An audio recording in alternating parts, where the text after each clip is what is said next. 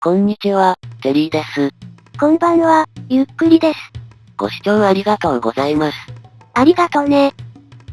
さて前回は、樹氷表現で建築材を集めました。特に背の高い樹氷への登頂は人生初挑戦だったので、ちょっとすがすがしい気分です。でもてっぺんまで登ってなかったじゃないの。いいんです。富士登山でも最高標高地点まで登る人は稀じゃないですか。つまり本当は登りたかったのね。さて現時点では、この先10層分の建築材のうち、カラーブロック以外の3種類を集めました。氷と氷塊と雪ね。そしてこの後はキノコ2種類の回収を予定しているので、積む建築材はこんな感じになる予定です。一気に積む予定が1層増えたわね。さて、前回の終わりでアイテム整理してなかったので、まだごちゃごちゃやっているところですが、そういえばやはり、黄緑の羊毛が4つ足りないんですよね。食べちゃったの？これは少し前から気づいてたことなのですが、12スタックで足りると勘違いして、田舎暮らし拠点から運び忘れていたんです。まあ近場で羊毛を少々集めれば足りるので、でも念のために手持ちの羊毛を染め直せないか確認はしてみます。白い羊毛じゃないと無理でしょ。うろ覚えなので一応、予想通りです。さて鉄鉱石が本格的に枯渇してきましたが、まだハサミ作るだけなら大丈夫。次の建築が終わったらブランチマイニングに勤しむ予定です。では、ちょっと羊毛集めをば。トロッコを一旦回収しておき直して。ついに学習成果が出たわね。もちろんです。ところが、リスボーン拠点周辺の草原では羊が見当たらないんですよね。まあ嫌な予感はしていました。素直に田舎暮らし拠点まで往復した方が早くない？往復するのは尺なんです。是が非でも近場で探したいです。で、確かピラミッドの南西あたりで羊を見かけたかなと言ってみたところ、無事に見つけました。珍しく記憶通りだったのね。まあこの辺りはピラミッド建築中に何度も眺めていたんです。というわけで、7分で羊毛を集め終わって帰ってきました。もし田舎暮らし拠点まで往復してたら10分かかったでしょうから、近場で探す判断はバッチリだったと言えます。まるで3分もお得だったかのように聞こえるわよ。さてでは早速意気揚々と、不足してた黄緑色の羊毛4つをクラフトしてしまいます。あれ、嘘。ひょっとして行きがけに橙色の羊毛を8つ並べたの、意味なかったの？なかったわね。さすがにちょっと焦りましたが、やはり染め終えた羊毛を染め直すのは無理のようで、結果オーライでした。さて次は、ガラス染めに着手しましょうか。とは言っても、実のところこの辺りから正直アップ状態で、段取りがたどたどしいです。建築材の必要数は把握しているものの、材料や精錬燃料まで勘定できてないんです。プレイ前に全部計算してなかったのね。サボテンの精錬がややこしくしてくれてます。まあつまりは、頭痛いのは石炭の消費量の計算なんです。精錬燃料と量産する松明の材料とが被っているので、先が見えるまでは節約気味に消費せざるを得ません。つまり、前に調子に乗ってかまど64連装で遊んでいたせいなのね。で、ちびちびサボテンを精錬しつつで、ひとまず黄緑のガラスは11スタックと60個仕上がりました。黄緑のガラスからは12スタック切るのね。そして松明を黄緑のガラスと同数用意すると、石炭3スタックが消えてしまいました。まだ緑のガラスの下につける松明を作ってないので、この時点で石炭の枯渇は確定です。ここからは木炭作っていくしかないわね。作業台の材料用に確保していた原木の一部を回します。さて、ひとまずクラフトはこんなところで、ぼちぼちメサとキノコ島に向かいます。今回はネザーワープで行くんだったわね。まあ少し心配ですけどね。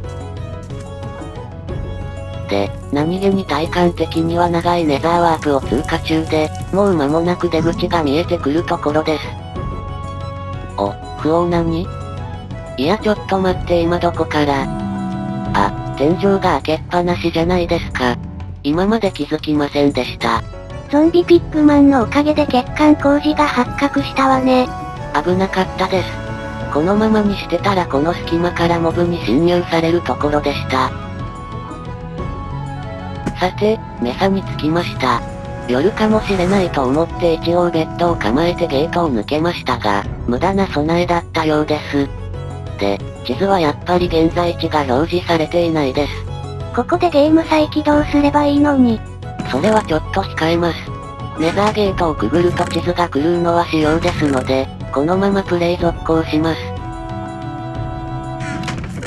さて2種類のキノコ用に開けた枠以外は、思いっきり型焼き粘土を詰め込みました。キノコはそれぞれ12スタックずつ取るのね。さて、ではキノコ島に向かいます。で、どう向かうかというと、ここからメサの海岸線をたどって北上していきます。現在地はこの辺りだったはず。そしてまず一つ目の出っ張りを抜けて、さらにもう少し進んでいくと、見えてきました。あの目の前の出っ張りがおそらく地図上では星の位置で、真西に海を渡ればキノコ島にたどり着くはずです。きちんと地図を読めていればね。さて地図を使いながらも、地図の現在位置表示に頼らないところは、記憶の限り初挑戦です。まあでも条件としてはそんな難しくもなさそうね。最悪迷子になってもゲーム再起動するだけですから、ちょいとドキドキする程度です。90度ずれていたりしないですよね。そしてやっと陸地が近づいてきた感じです。お、キノコ？よかった、無事に渡航成功しました。ちなみに今回インベントリ枠確保のために原木を持ってきていないので、船を壊さないよう慎重に上陸する必要があります。大丈夫なの？まあ少し距離空けて降りれば。やっぱりダメだったわね。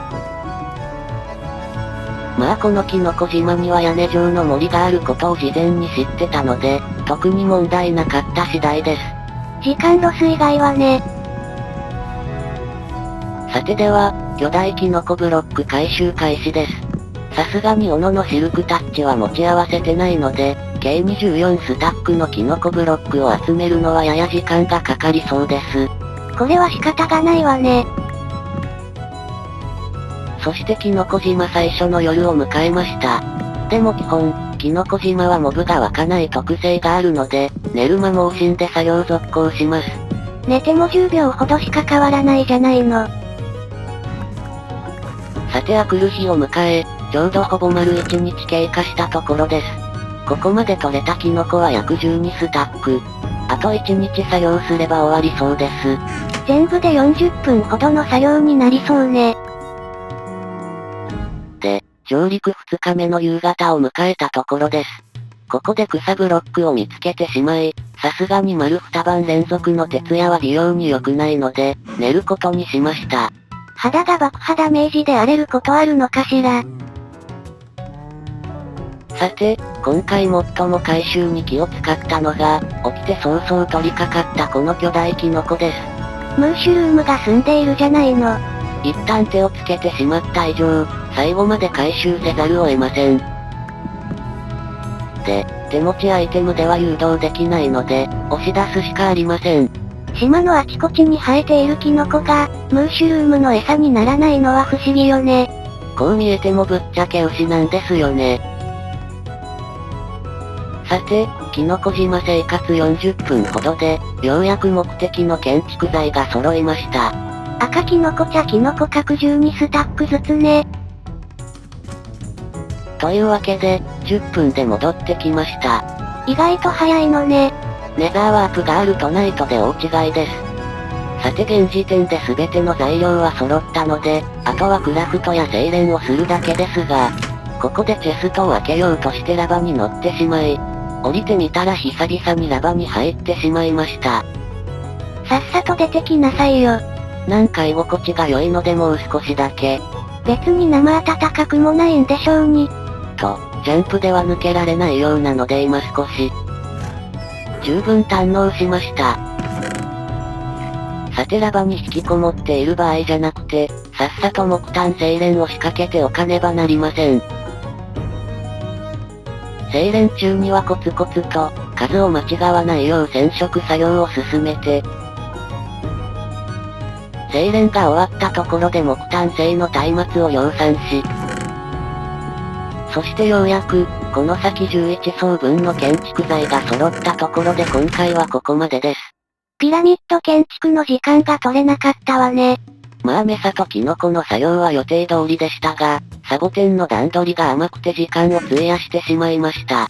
さて次回ですが、まずは一気に11層の建築で、ピラミッドが雲を突き抜けるのは確実です。その後は山岳拠点か田舎暮らし拠点か気の向いた方へ。つまり山岳拠点に行くのね。では、次回も頑張っていきます。それではまたね。バイバイ。